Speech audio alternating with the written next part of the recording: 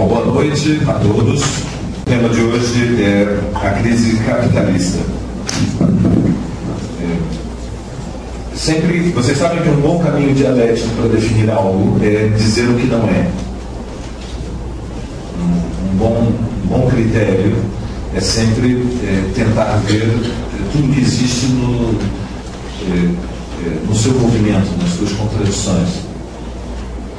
Então, em primeiro lugar, é importante dizer que a hipótese que nos é apresentada todos os dias através dos meios de comunicação para explicar a crise não tem fundamento. Há vários discursos, mas o mais importante, que tem tido mais impacto no Brasil, é aquele que afirma que nós estamos diante de uma crise econômica mundial, porque no centro do sistema, na Europa e nos Estados Unidos, as famílias, as empresas e finalmente o Estado se endividaram demais. As famílias se endividaram demais porque houve abundância de dinheiro com taxas de juros muito baixas, com contratos de 10, 15, 20, 25, 30, 35 anos, 40 anos para comprar a casa própria. E depois houve a possibilidade de fazer, com o boom imobiliário, novos empréstimos para subsidiar o consumo das famílias. E foi, portanto, vendida a noção de que milhões e milhões de norte-americanos, de gregos, de espanhóis, de portugueses, pegavam esse dinheiro abundante, relativamente barato, e compravam casas maravilhosas, e depois fizeram novos empréstimos, usando as casas como garantia dos novos empréstimos, e compraram carros, depois fizeram viagens internacionais e compraram muitas televisões enormes, entupiram as casas com televisões nos banheiros, nas cozinhas, nos quartos, nas salas. E houve uma espécie de, como se diz em São Paulo, uma espécie de festa do caqui do capitalismo internacional, em que trabalhadores de classe média se embriagaram com a abundância do dinheiro. Chegou a hora de pagar as contas. E essas pessoas viciadas no consumo, manipuladas pela necessidade de ter e de possuir coisas, agora estão confrontadas com a impossibilidade do pagamento. E, portanto, são, basicamente, tiveram um comportamento infantil. Em segundo lugar, as empresas também se endividaram e, finalmente, os estados também se endividaram. Uma das versões mais poderosas é aquela que diz que a crise se explica porque o estado de bem-estar social dos países centrais ficou caro demais. Ficou caro demais garantir a universalidade do acesso à escola pública. Manter da creche até o final do ensino superior jovens aos milhões estudando de graça. Muito caro. Ficou caro demais garantir o atendimento médico e odontológico gratuito e a distribuição gratuita de remédios para todos. Ficou caro demais. Ficou caro demais garantir o 13º e 14º salário. Ficou caro demais garantir as aposentadorias para os idosos que, ainda para agravar, não fosse tudo isso bastante, resolveram viver até os 80 anos. Então, ficaram caros demais. E enquanto isso, os chineses trabalham. Logo, as economias dos países centrais, aqueles que historicamente a tese era maior, então eu ficava de pé. O livro, como vocês veem, está com dificuldades. O certo é que existe então esse discurso que diz que o estado de bem-estar social ficou caro demais e que a competição dentro do mercado mundial, a visão internacional do trabalho, está sendo subvertida pela altíssima produtividade do trabalho oriental. E os investimentos desaparecem da Europa e, de um dia para o outro, os capitalistas, incluindo os capitalistas da Europa e dos Estados Unidos, não estão mais dispostos a financiar os bancos que emprestaram dinheiro que não deviam ter emprestado, não estão mais dispostos a investir em títulos da dívida pública dos gregos, dos portugueses, dos espanhóis, dos irlandeses, eventualmente até dos italianos, porque estes estados não param de ter déficits orçamentários gigantescos, porque finalmente tem que pagar remédios, tem que pagar a escola, tem que pagar a saúde, tem que pagar as aposentadorias, tudo ficou caro demais. Logo, todo este discurso, que é um discurso evidentemente inspirado no liberalismo, ele conclui que é preciso cortar, é preciso ajustar, Então os Estados têm que gastar menos. Logo, para equilibrar os seus orçamentos, os Estados têm que fazer reformas fiscais, eles têm que aumentar os impostos.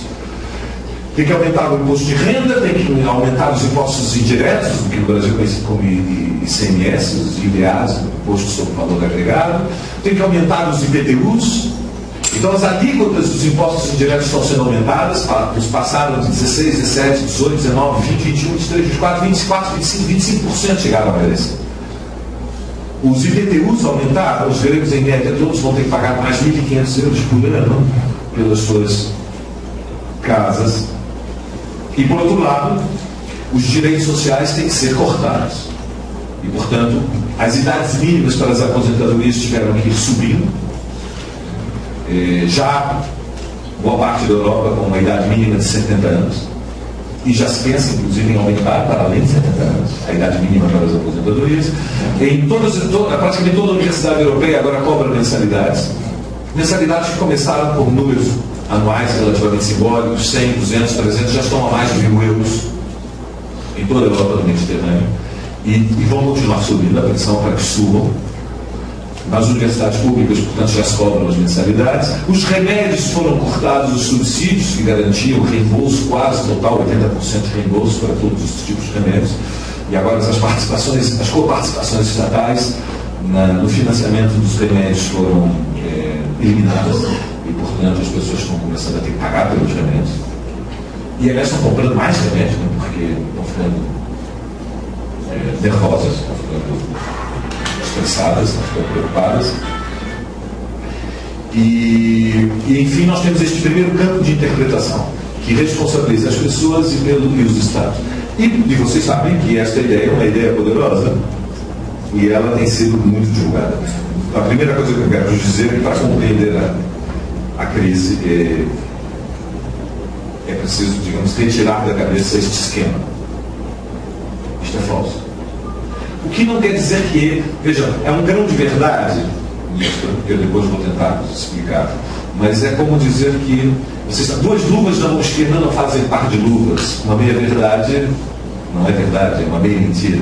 E, portanto, toda a construção ideológica, toda a construção que tem como objetivo transformar interesses de todos, o que são interesses de uma parte da sociedade, e essa é a operação da ideologia, atribuir a responsabilidade e atribuir a todos os interesses que correspondem a uma minoria privilegiada da sociedade, uma mentira bem construída, ela tem que se apoiar num grão de verdade.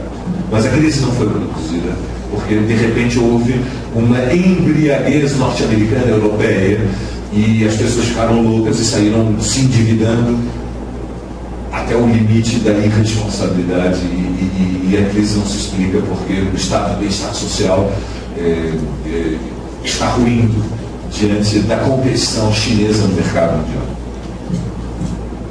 Muito bem, então o que é a crise?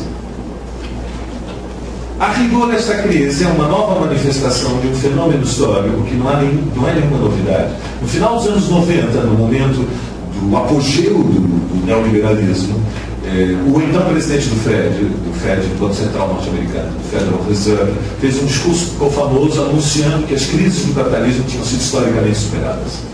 Na verdade, o que nós estamos assistindo é um movimento que tem uma história mais do que secular, que é o movimento das crises do capitalismo, chamados ciclos industriais do capitalismo. O capitalismo ele tem um metabolismo, ele tem uma pulsação interna em que o conduz, e não importa muito qual seja o governo, os governos podem atenuar ou não a temperatura da crise, mas a febre se instala inexoravelmente de forma cíclica. A crise em si, o que é? A crise em si é um momento destrutivo da vida econômica. É uma interrupção da reprodução ampliada. Como aparência e como ela se manifesta? Ela se manifesta da maneira que vocês veem nas manchetes de jornais. Por exemplo, nesta semana o crédito interbancário foi suspenso na Europa. Os bancos não emprestam dinheiro mais aos consumidores. Isso é uma manifestação da crise.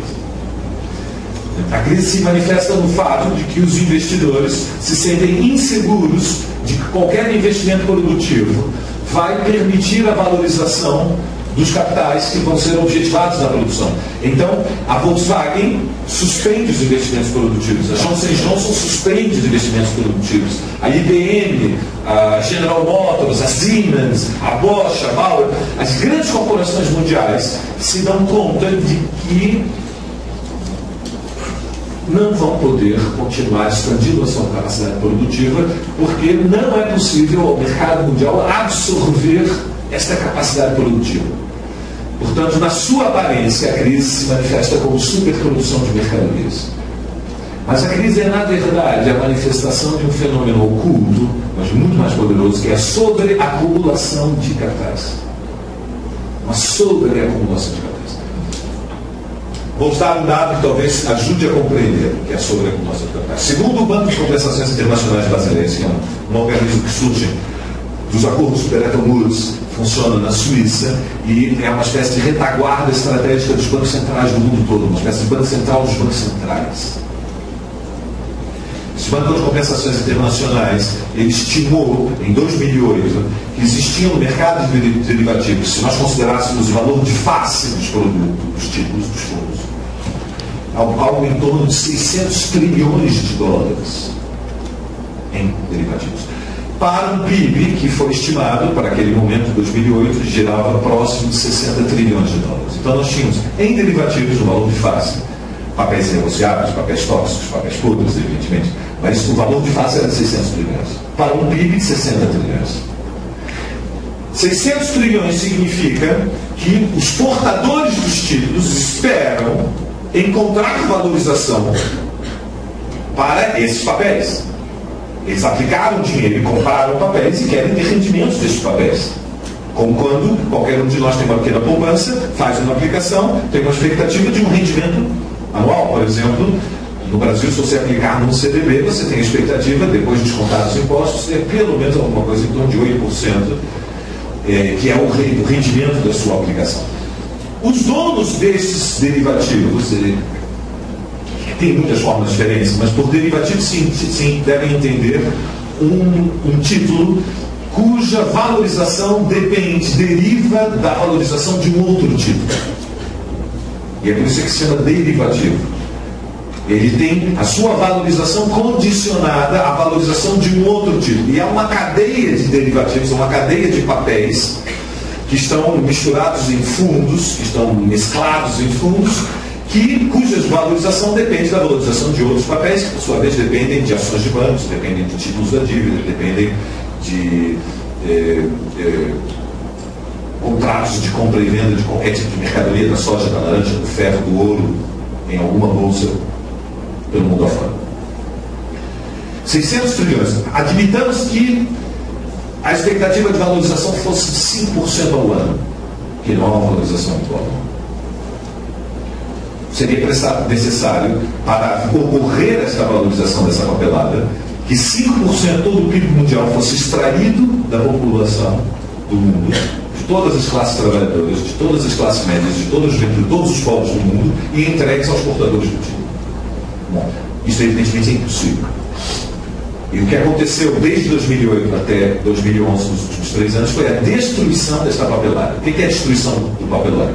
A papelada é destruída quando o valor de mercado não corresponde ao valor de face. Há uma desvalorização, há uma deflação do valor dos papéis. Até chega um momento em que os portadores estão na mão com papéis que são inegociáveis. Inegociáveis significa que não vai acontecer nenhuma valorização.